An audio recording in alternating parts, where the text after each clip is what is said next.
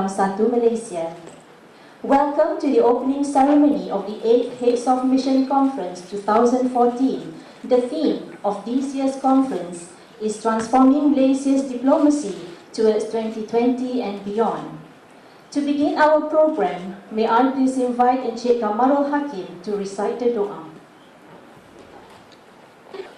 يوافي نعمه ويكافئ مزيده يا ربنا لك الحمد كما ينبغي لجلال وجهك الكريم وعظيم سلطانك اللهم صل وسلم على سيدنا محمد وعلى آله وصحبه أجمعين. O Allah, the most compassionate, the most merciful, grant us peace and iman, safety and Islam, and guidance to perform all that you please. Verily, we seek your continued guidance and knowledge, just like how you have guided us throughout our lifetime. Ya Allah, Ya Rahman, Ya Rahim, grant us the benefits of your wisdom in conjunction with the 8th Heads of Mission Conference. Give us the strength to make the appropriate action on all subjects that we agreed among us for the betterment of our country.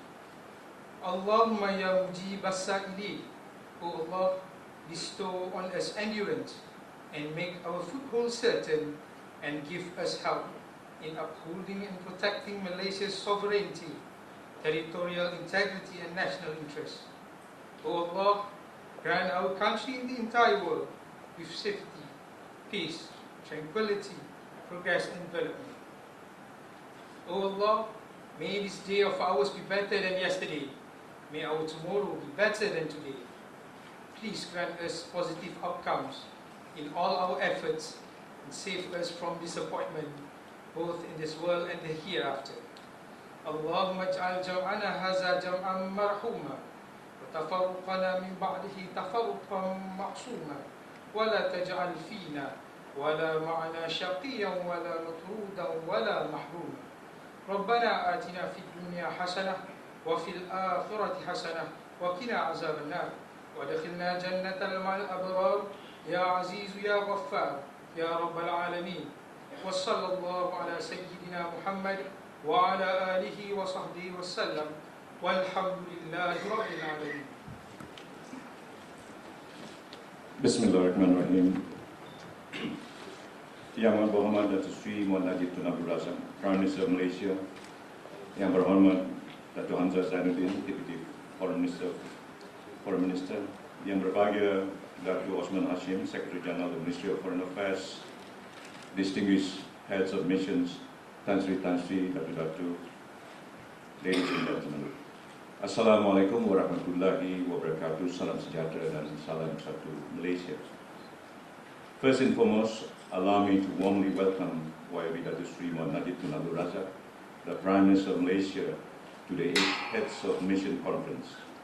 I wish to express my sincere gratitude to you, sir, for indulging us with your presence today, despite your busy schedule, and also for graciously agreeing to deliver the keynote address and to officiate the opening of the 8th Heads of Missions Conference this afternoon. Let me also welcome home all the heads of missions for this conference. We had last met in this setting almost 5 years ago in 2009.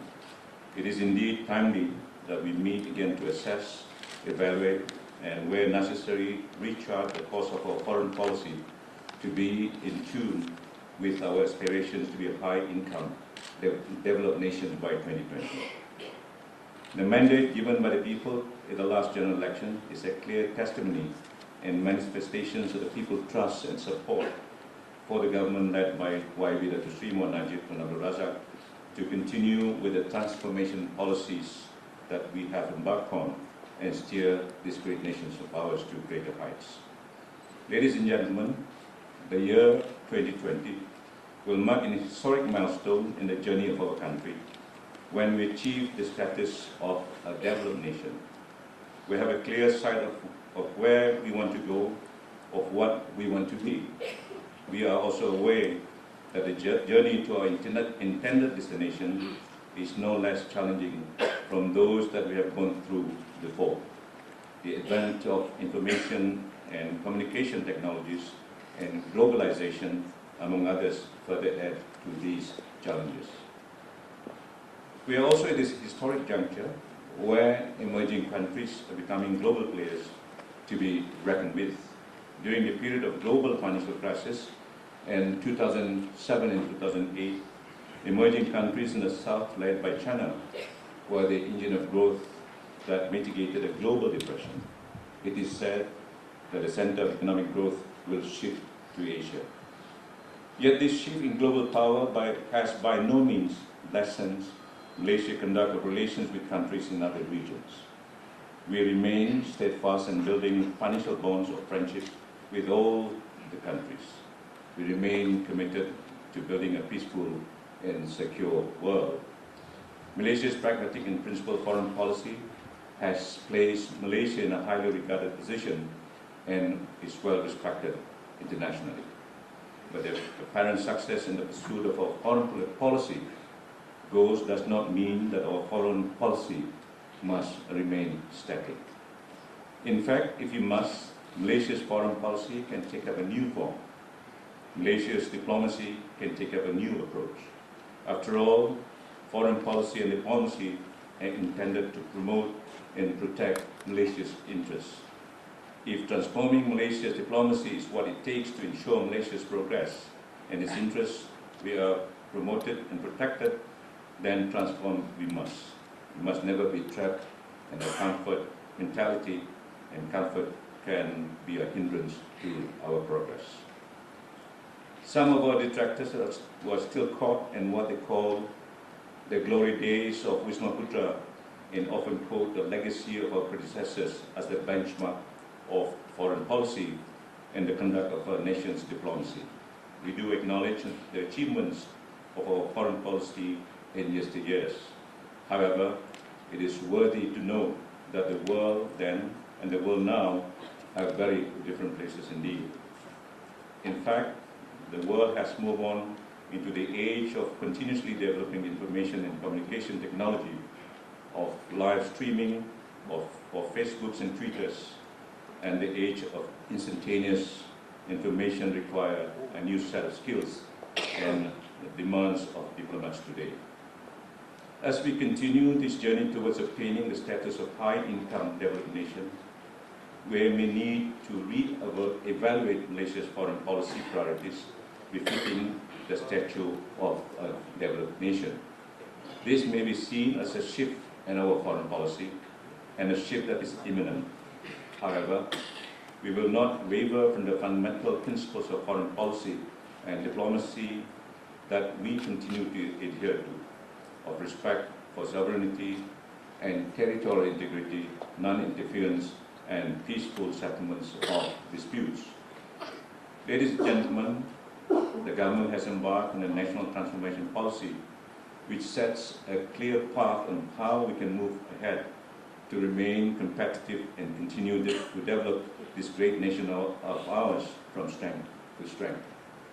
As part of the government machinery, it is clear that Wisma Putra plays an important role in making sure the national transformation policy yields the desired result. Traditional diplomacy may not be as relevant as it was before. New, creative, innovative approaches in the conduct of our diplomacy, therefore, is vital to ensure that Malaysia attains its objectives to become a high-income developed country. It is in this spirit that this conference is convened and themed Transforming Malaysia's Diplomacy towards 2020 and beyond. Ladies and gentlemen, I have no intention to take up much of your time and to dedicate it to YB Prime Minister on his keynote address, but allow me once again to express on behalf of Petro Mission in particular, and Wisma Putra as a whole, and on my own behalf, our deep gratitude to YB Datuk Sri Muhammad Najib Tun Abdul Razak for being with us and gracing this conference. We look forward to your keynote address, which will be our principal guide in charting the future directions of Malaysia's diplomacy towards 2020 and beyond. Without further ado, I have the great honor and pleasure to invite YB Datuk Sri Muhammad Najib Tun Abdul Razak, Prime Minister of Malaysia, to deliver his speech and subsequently declare open the 8th Heads of Mission Conference.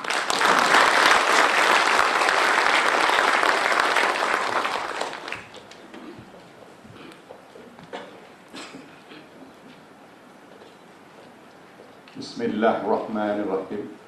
Assalamualaikum warahmatullahi wabarakatuh. Salam sejahtera dan salam satu Malaysia. Yang berhormat Datuk Seri Anifah Aman, Minister Foreign Affairs. Yang berhormat Dr. Hamzah Zainuddin, Deputy Minister. Yang berbahagia Datuk Osman Hashim, Secretary General.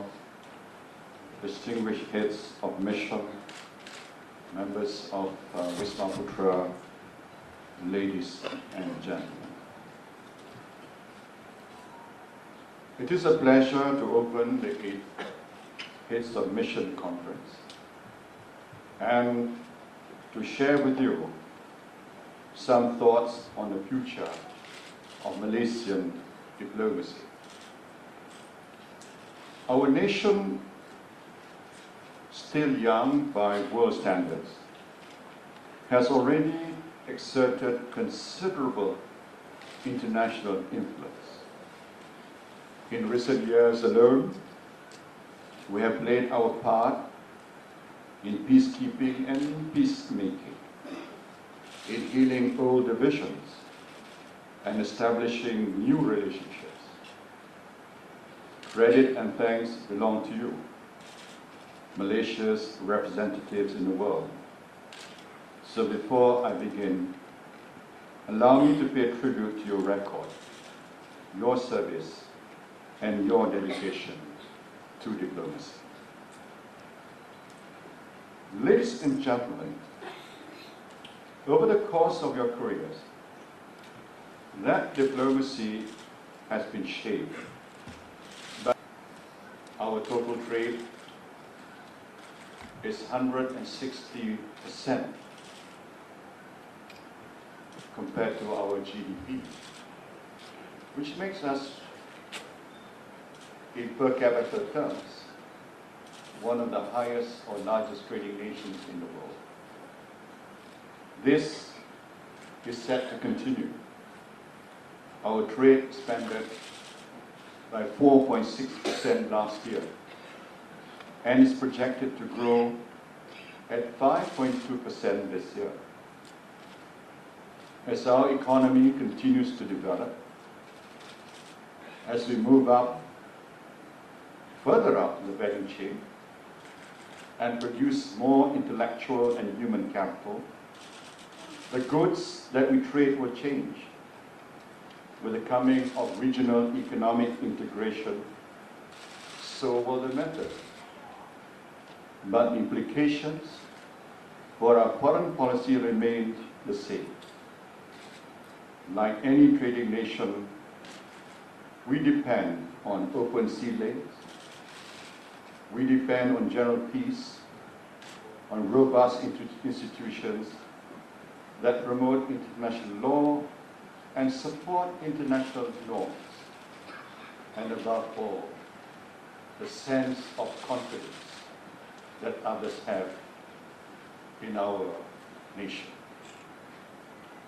Secondly, we are located at the heart of a strategically significant region, surrounded by current and future major powers. Southeast Asia seas, through which much global commerce passed, are reason enough for continued interest in our region. Buoyant economic growth and natural resources only serve to amplify their interests as Asia fast becomes a new pole in a multipolar world. The most populous region on Earth will soon be the most prosperous. Already, it is assuming a much greater share of global attention. We welcome that spotlight, the investment, the development it brings, but we are aware that it illuminates existing stresses, and we do not wish to become a center for conflict by proxy. Third, Malaysia is a multi-ethnic, multi-religious, and multicultural country. We are a bridge between races, nations, and cultures, standing at a junction between East and West, between the developed and developing world, between Islam and other faiths. Our history and our geography mean we sit at the intersection of some of the most important questions of the age. Asia's rapid development, the relationship between Islam and modernity, the balance between diversity and stability. Each is being answered in its own way here in Malaysia. Our foreign policy and our diplomacy reflect and draw on this strength.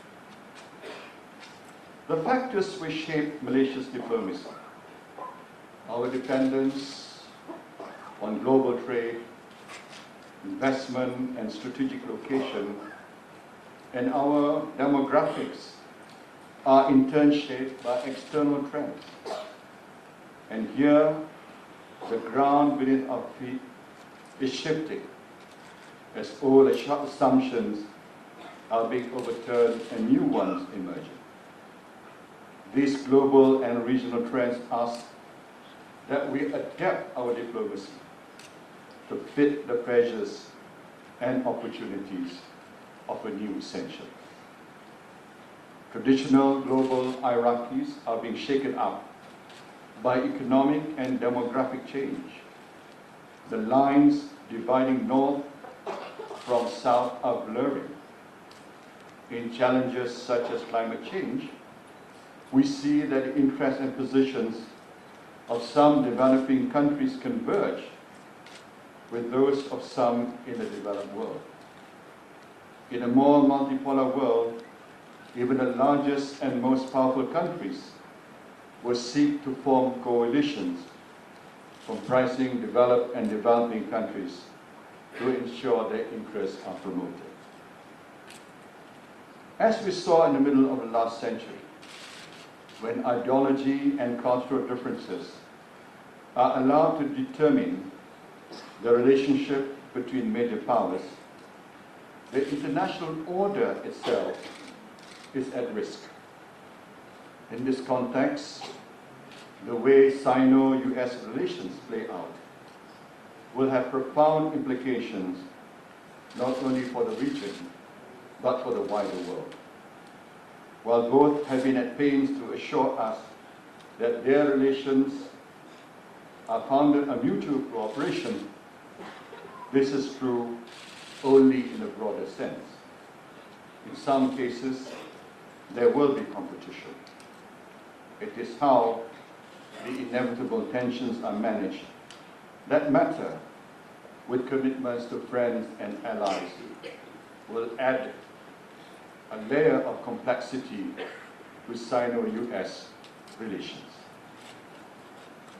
Elsewhere, it seems likely that parts of West Asia will continue to be unstable, pitting groups of states as well as different ethnic and religious groups in the region against others. And of course, underpinning the tension and in some cases the conflict is the Sunni-Shia axis. This state of uncertainty and instability is a challenge for us, as our close cultural, religious and economic ties to the region means that the developments there will resonate with the Malaysian public. Running throughout these geopolitical developments are deeper currents of technological and social change, increasing access to information, new forms of citizen activism, higher expectations, and greater accountability in an age of information. Therefore, coping with social media and being active social media practitioners in your own right is a prerequisite in today's age. And beware, anything you say in a closed door might find its way in the blogs in real time. Ladies and gentlemen, it is incumbent upon us as policymakers, diplomats, and members of the international community to respond to these changes, adapt to these trends, and do our part to deliver a safer, more sustainable future for our people. To do so, we must remain clear-headed in the pursuit of our national aims, even-handed in the service of regional ambition, and resolute in the face of global challenges. We must react to the transformations around us with our own transformation, a transformation that we have developed and been executed for Malaysia. A foreign policy which will see Malaysia through to 2020, to develop nation status and beyond. There are a number of things that we must do. First, we must embrace our position as one of the region's middle powers, states which rarely act alone, but which have a significant, systematic impact in a small group or through international institutions. Come 2020, Malaysia will be a developed country with far-flung and expanding interests.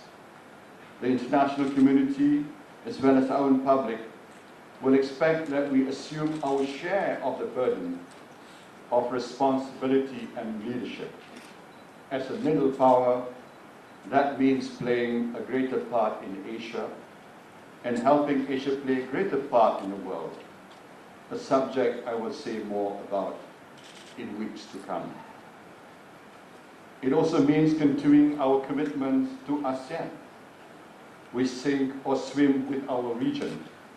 If we do not have an influential voice here, we will not have an influential voice anywhere.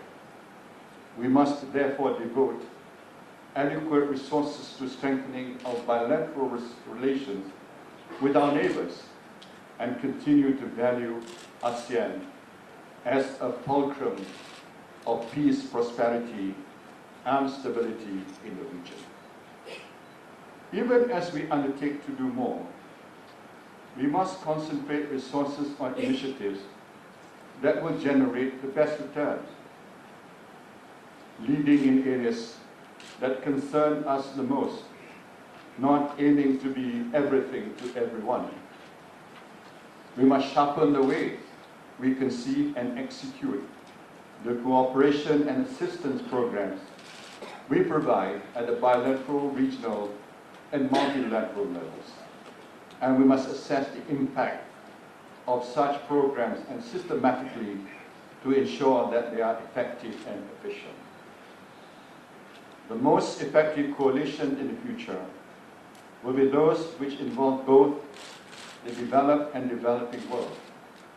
We therefore must be deft, and we must be nimble in building and participating in coalition, seeking out those which share our concerns, and exercising leadership within the shared platforms that are needed to tackle multilateral problems. A stronger foreign policy establishment here in Malaysia, which brings together think tanks, academic chairs, and foundations, will strengthen our hand when it comes to building coalitions for change. As we prepare for a world beyond the Millennium Development Goals, we must also be ready to share our experience of development. Since the end of the Second World War, few countries have made the leap from the developing to developed status. By and large, those who have, such as South Korea, are homogeneous states. When Malaysia joins the ranks of the developed nations, our narrative will be a compelling one indeed. The young federation, originally driven by differences, but working together, growing, and prospering together. As others study our development path, we can use our history and our achievements to promote issues of importance to us, such as moderation, mediation in regional disputes, and establishment of a rules-based approach to manage interstate relations in the region. The challenge is to package this into a compelling narrative while at the same time avoiding hubris. Ladies and gentlemen, that seems an ambitious program for a ministry with a small budget. But I'm confident that you can and will deliver. That the Sri Anipa's KPI has consistently been one of the highest, which means Biswa Putra is one of the most cost-efficient ministers. I wish to commend you, but at the same time to assure you that the government is open to requests for additional resources, but within the context of our goal to reduce our fiscal deficit. As Malaysia's chief representatives abroad, you each have a unique role. In your hands rests the task of ensuring that Malaysia stands proud in the world. Our past experience, based on past experience, I know you will rise to this challenge. Dengan lafaz Bismillahirrahmanirrahim, it is my pleasure to declare open the 8th Heads of Mission Conference.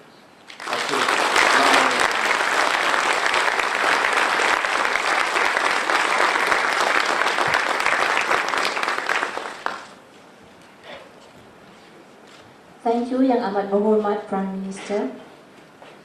Ladies and gentlemen, as the next session is a closed one, may I kindly request the members of the media to leave the auditorium for some refreshment at Cafeteria 2. And for giving us the opportunity to interact with you here today.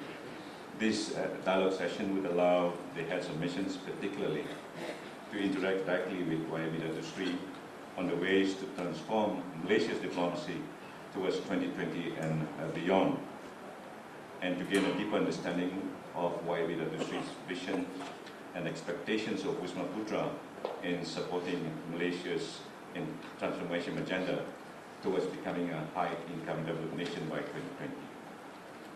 To begin with, allow me to briefly summarize some of the salient points of YB Dato' Sri's keynote address. First, the high expectations of the government on the role of diplomacy and international cooperations in helping to transform Malaysia into a high-income developed nation by 2020 and beyond.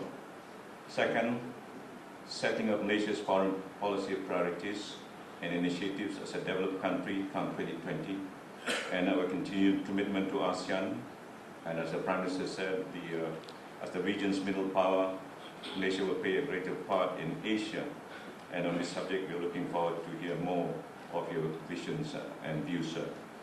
Third was the need to form coalitions comprising of developed and developing nations in the conduct of a foreign policy, and to promote issues in importance to Malaysia, such as moderation, mediation in regional disputes, in the establishments of rule-based approach to manage interstate relations in the region. But last but not least, on Wisma Putra's ability to deliver on its KPI, as the Prime Minister said, despite a very low budget. And I know everyone was laughing. I'm not sure whether you're happy because you laugh, or otherwise maybe there's a message for YB Prime Minister. On that note, sir, I do hereby open the floor for the interaction with YB Dato' Sri Prime Minister. Please, you can begin. Bern, Switzerland. Serving in Bern, Switzerland. That's been the contentious issue this morning, sir. Most of them say I come from Cairo. YB Dato' Sri, we look China and India as two rising powers, and Malaysia have been all this while developing a very close tie. In aiming for future promotion of our international interests, Malaysia is also strategically strengthening its relation with countries like US, Russia, and also other emerging economies, the BRIC, South Korea, Mexico, and Turkey. Reflecting of the state of play of the current international affair, Malaysia wrote, what are Datuk Seri's thoughts on the parameter of strengthening Malaysia's relation with major and emerging powers?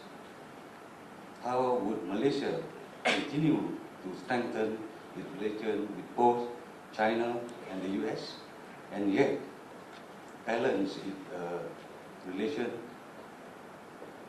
between these powers so that Malaysia is not being perceived as taking side?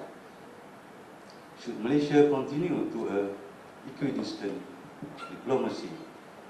Would equidistant diplomacy be a realistic and practical approach for Malaysia in the near future? Thank you. I believe that it is important for us to have very good and strategic relationship with both United States and China. I also believe that there is no need for us to choose one over the other. And I've made it very clear to both of them that we are friendly to both countries. And you see, China is our largest trading partner. Our total trade with China has surpassed $1 billion now. There's also another problem because we do not include trade from third countries, but China includes trade from third countries. So, according to Chinese statistics, we have exceeded $1 billion US in terms of total trade with China. And China is a big market for our commodities, for our other manufactured exports. So in that sense, purely in terms of the economic interest, China is big, as you know, and they're part of this region. But the United States is a source of foreign direct investment. Its market is big. It is a source of a lot of technology, and the multinationals operate and look at Malaysia in terms of investment. I launched the Kellogg company, a new plant in Seremban, near Seremban recently, and the important source of FDI. So really, it's not to our interest to choose one over the other. What is important for us to establish the ground rules. You know, as we keep on saying, our foreign relations or foreign policy is based on rules-based approach. So it's important for us to insist that in the conduct of relations in this region, in this part of the world, it must be rules-based. It cannot be something that is conjured up on a unilateral basis. It definitely cannot be something which is based on, something in the past. Now I'm referring to a historical claim, for example. I mean, if our relations with the world is based on historical claim, and then we can claim a part of Indonesia, we can claim Singapore back, and so forth. And I suppose Philippines can also claim Sabah. So the whole world be in turmoil, you see. What we need to do is just follow the international rules, international law, and to ensure that as a small nation, Malaysia has its rights as well. And I'm very concerned that we should have our rights to have our own EEZ, for example. And that is a fundamental principle. I mean, how can we not have our own EEZ?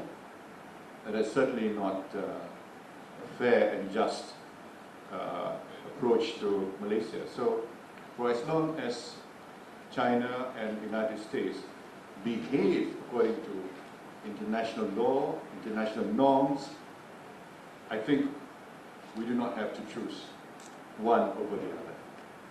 The problem will come if one country decides to do something which is outside the international norms. We hope we will never get to that point.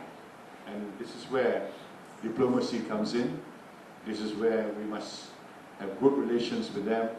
This is where we must invest a lot of effort to ensure that we can persuade them and influence them to behave in a way that will not rock the boat and ensure regional peace and stability.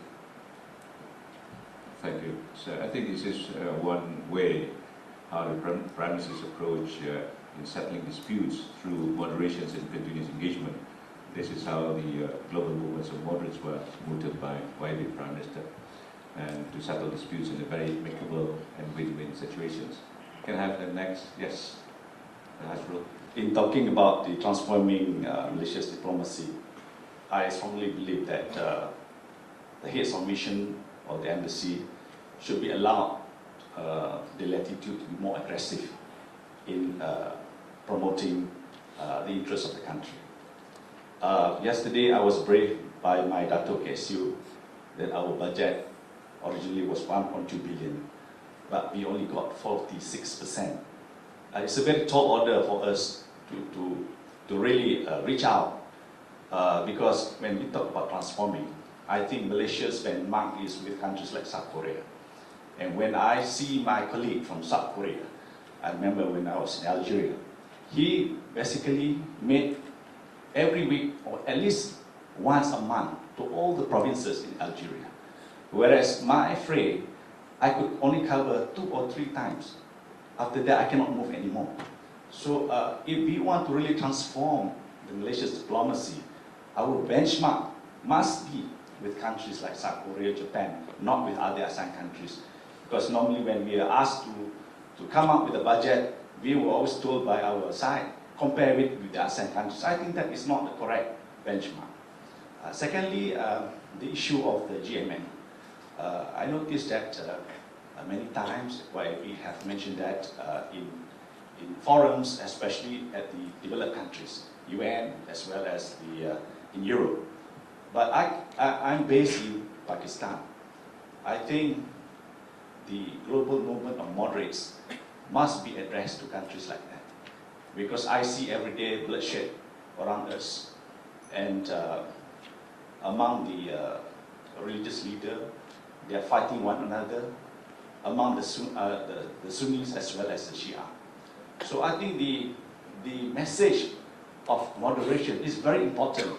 I'm really supportive of you, but we should also embrace countries like Pakistan and other countries, Yemen, Sudan, because these are the hotbeds of terrorism, and we must get the message across to such countries. So I do hope that we could come up with something so that we could even invite from those countries to Malaysia. Because the reason I'm saying that, in Pakistan, for a good example, there are good religious leaders who preach for this moderation.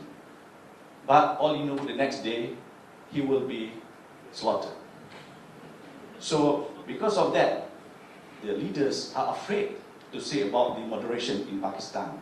So how we should also bring the message, as I said earlier, to come over to Malaysia, or maybe if YB has the opportunity, if we are brave enough to speak to such countries, I most welcome. Thank you, sir. So I've already anticipated and answered your question. We don't live in an ideal world, unfortunately. We live in a world where we have to face reality. And the reality is that there are so many claims onto our budget. Every ministry wants more budget. And the government has got certain limited funds. As you know, although our economy is doing well, but we still have a challenge of fiscal consolidation. And if we don't do this fiscal consolidation, the international rating agencies have given us an early warning signal that Malaysia might be downgraded. And if Malaysia is downgraded, our interest rates will go up, our ringgit might be affected, our foreign investors' confidence in Malaysia will be also jeopardized. The economy will take a very sharp slide down. So Malaysia must avoid a downgrade at all costs, because we have basically a very large civil service, comparatively 1.4 million. And our revenue was increasing, our OE is increasing faster than our revenue. And because of that, we have a small surplus, relatively small surplus. We must avoid current account deficit at all costs. The moment you get into a current account deficit, then the economy will be in real serious trouble. So as much as I like to increase budget for WISMA and all the other ministries, but we have to be realistic about it. But if there is an opportunity to do so in the near future, we can consider it, especially when we strengthen our revenue base. We do not have a strong revenue base because only 10% of Malaysians pay tax. 90% don't pay tax. And because of a narrow tax base, we have to introduce GST. Once GST kicks in, our revenue position gets stronger, and we go through this period of fiscal consolidation and subsidy rationalization, then we'll be in a position to consider more budget for operational or OE, operational expenditure. And don't forget, every year we have to recruit more teachers, more nurses, and more officers, so the cost is going up all the time. So that's why we are in this position. But it doesn't mean that the other fundamentals are not strong. The growth is strong, foreign investment is high, foreign investment is, rather domestic investment is at the highest level over the last 5 years. So the fundamentals are good, but we have this challenge of overcoming what we call a fiscal consolidation. So that is, the challenge that faces the Malaysian government. On the question of Pakistan, I think we also realize the limitation, because those extremists in Pakistan, especially the Taliban of Pakistan, they are very, very extreme. I do not know to what extent we can change their thinking and mindset.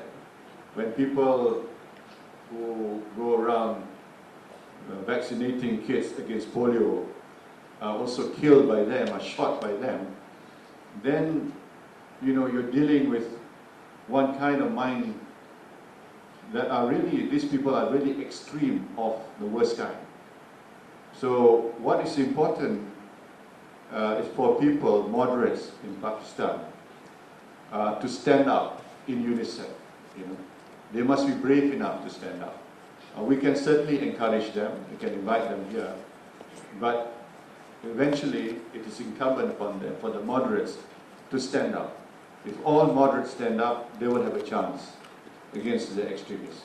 But if extremists are so influential and able to exert so much pressure on them that they are reduced to being very silent and passive, then the extremists will occupy the center stage. And this is what's happening in Pakistan. It's because the moderates are shunned away, they are frightened to their wits, they're not willing to stand up, and that's why the extremists are having a field day in Pakistan. So my message is that really the moderates in Pakistan must stand up, and together with one unison, with one voice, stand up to the extremists. That's the only chance they have. Thank you. Next one. Yes.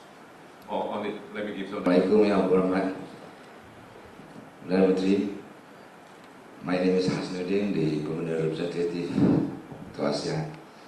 So next year, 2015 will be a very significant year for us because we are going to be the chair of ASEAN.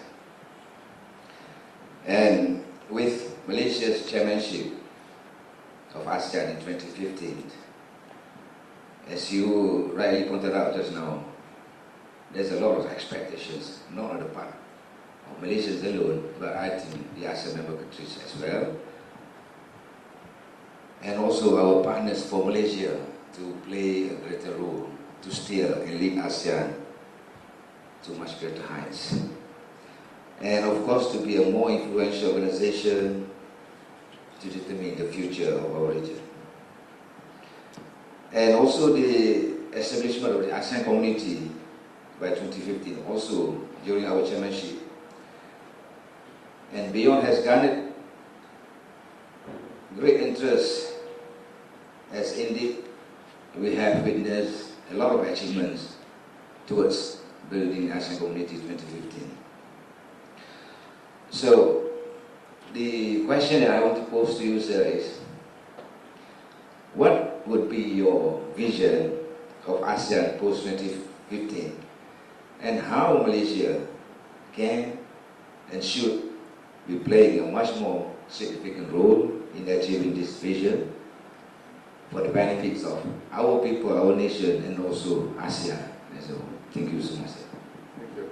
We've already played our part to prepare for 2015 when we take on the mantle of leadership by ensuring and playing our part to make ASEAN a region that is conflict-free, starting with the Bangsa-Moro agreement, which is proceeding well, thankfully.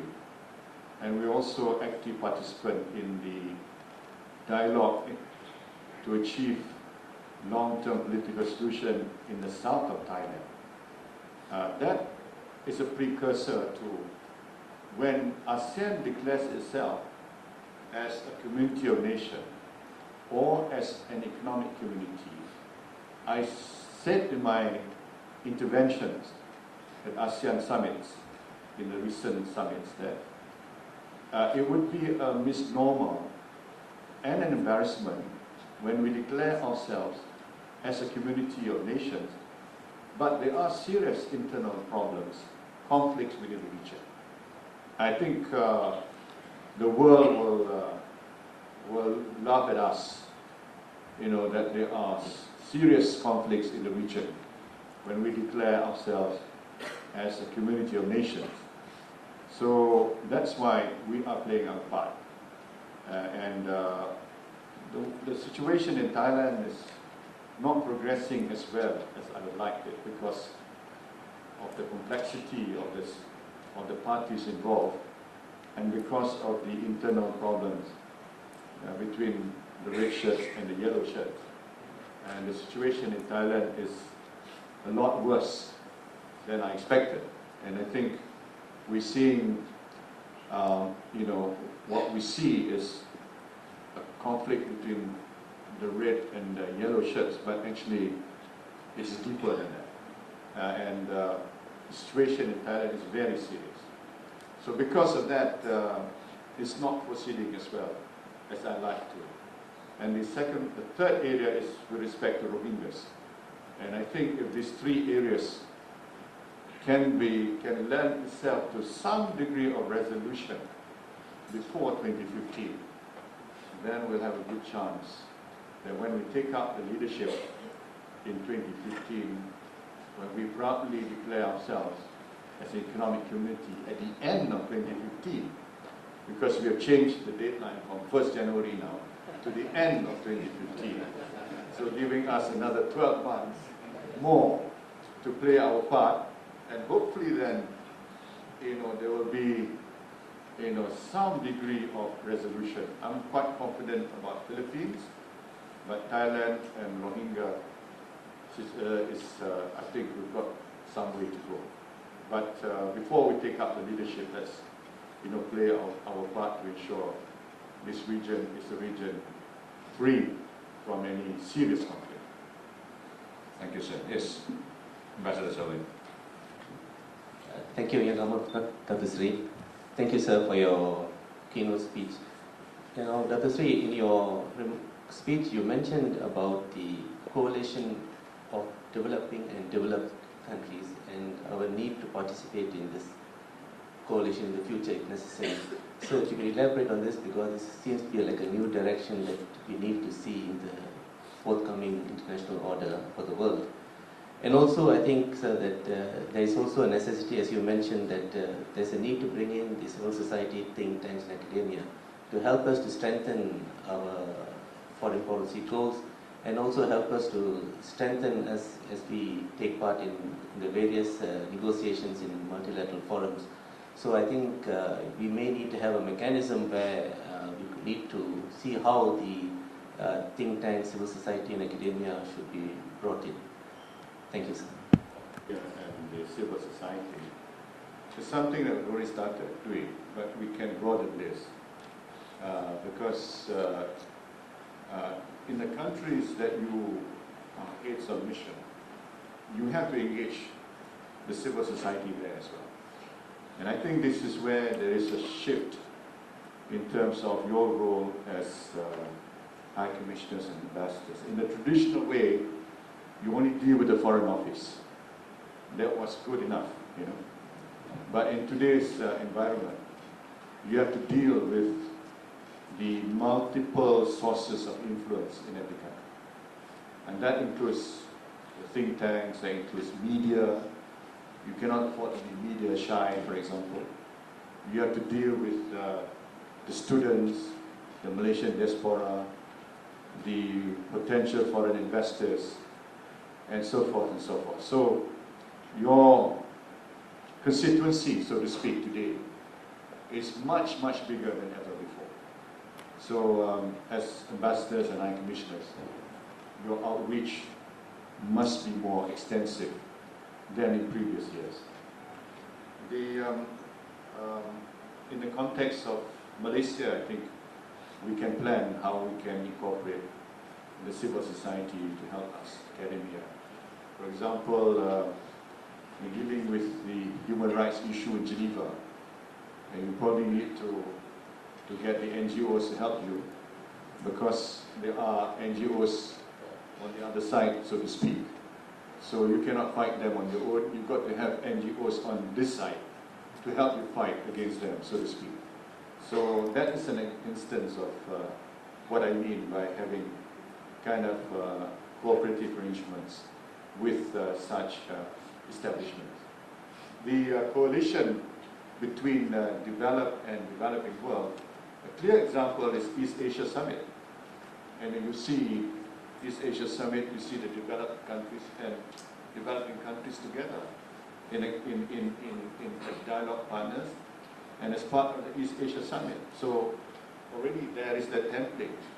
And as I foresee in the future, we will have all kinds of strategic partnership with the developed world and with the developing world, and also with the emerging economies. So wherever it fits in with our national interests, we'll pursue that. And I don't think we will want to have that kind of a dichotomy, that we are part of the developing world, we are South, part of the South, therefore we should be antagonistic to the West, we should be antagonistic to the developed world. I don't think that kind of diplomacy will suit us. But we need to be, as I said, nimble, we need to be flexible. Wherever it fits with our national interests, we will pursue it. Thank you. I'm Tajul. I'm serving in Dili, Timor-Leste. From my little corner there, just now you mentioned about not being anything and everything to anyone, a middle power. Our military is small relative to the Indonesians, sophisticated Singapore, assertive China. Our economy is thriving but dependent on international trade. How do we play the role of middle power in this kind of scenario, in this particular region? Thank you, Mr. Speaker. As a middle power, because people see Malaysia as a model country in many sense of the word. We should be able to punch above our weight. We should do it. we shouldn't have a sense that all other countries are better than us. Maybe Singapore has more developed than us in terms of GDP, but we have other things going for us that Singapore doesn't have. You know, we have resources in Malaysia, we have space in Malaysia, we have abundant opportunities in Malaysia, we have connections, better connection in Singapore in some ways. So we should exert our influence, not thinking that we are any inferior to other countries. And if we do things in a very efficient and effective manner, then we will be able to punch above our weight. Okay, thank you. Thank you, Dr. Steve. I'm Ilango serving in Beirut. We have peacekeepers in Beirut serving in UNIFIL. Currently, we have 850 men and women serving there. That makes us the 5th largest peacekeeping troops in UNIFIL. As you know, UNIFIL is the second longest serving, or second oldest peacekeeping force in this world. It's been going on since 1978. I'm just wondering, given our economic situation, is our commitment to serve in UNIFIL an open-ended commitment, or do we have any plan or idea of how long we might be present there? To that question, I wish to add, our presence in UNIFIL is very much appreciated in Lebanon and all other countries that serve in UNIFIL for the professionalism and neutrality exhibited by our soldiers. Thank you, Dr. Singh. That's a very specific. Provide some value by our presence there, and I think we should continue for some time. I believe the Malaysian Armed Forces, they're keen to continue serving in Lebanon, and I think as long as there is value in our contribution, I think we should continue for a while. Unless, of course, we really can't afford it, and then that's another matter. But if money is not a major factor, then we should continue to serve in Lebanon. And hopefully it will not be forever and ever. But you never know. I mean, Cyprus, for example, they've been there for ages, continue to be there. So I suppose Lebanon might be quite open-ended. But my sense is that once we are there, if we withdraw, then it will not be good for Malaysia. So if we can afford it, let's continue to be in Lebanon. Okay. And thank you, Muhammad, for spending time with us today. And thank you also for giving twice the assurance that the window is still open for some requests for extra budget. I'm following up a little bit on the Hasro. By the way, I'm ambassador in Berlin now. Also. Following up a little bit on the Hasro's GMM. Further to what he has said, that it's been accepted in many fora. And what I'm asking is about, pursuant to that, pursuant to the Malaysian government's response to recent domestic developments, some countries are questioning how moderate Malaysia is in reality. Their missions in Colombo are reporting their observations to respective capitals, creating a gap between Malaysia's GMM campaign abroad and situation on the ground. What are the Dr. Sri's comments on this perceived contradiction? Thank you, sir. It has an important value and as a foundation for our foreign and domestic policies. But at the same time, there are laws in the country.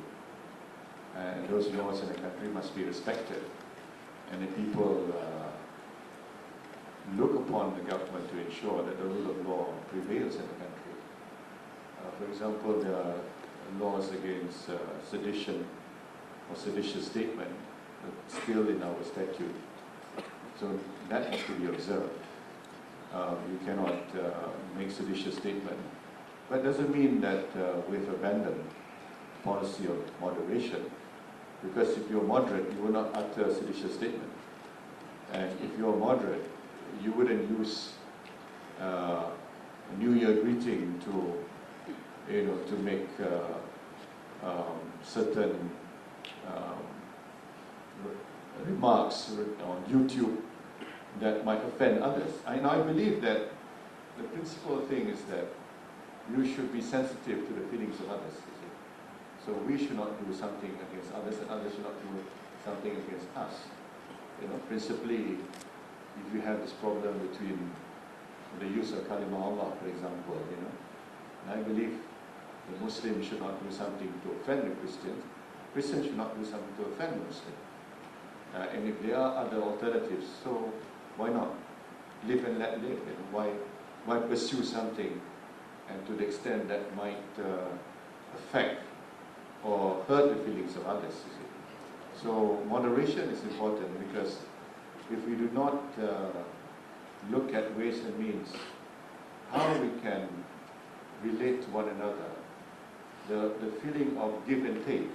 You see, our forefathers, when they formed this nation, it was a spirit of give and take, actually, that really set us apart from other countries.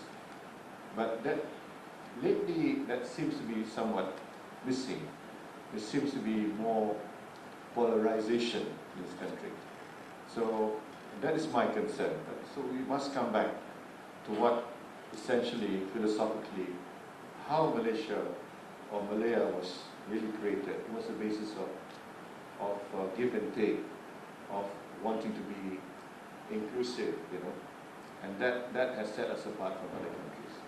So I believe that it's important for us to continue to stress on the values of moderation. Thank you. Let me have